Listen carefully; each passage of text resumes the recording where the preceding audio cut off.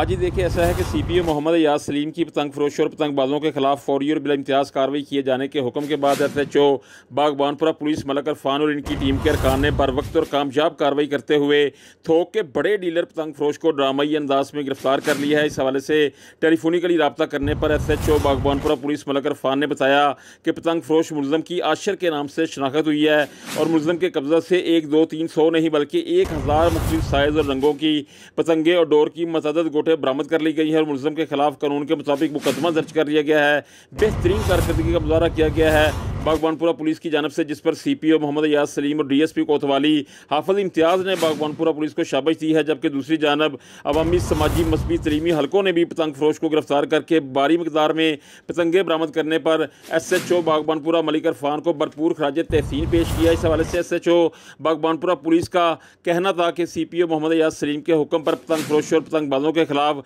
Crackdown का आगाज़ कर दिया है। वालिदैन अपने बच्चों पर कड़ी नज़र रखें और इनको इस खूनी खेल से बाज रखें। बसूरत दीगर इनके खिलाफ कानून के मुताबिक एक्शन लिया जाएगा।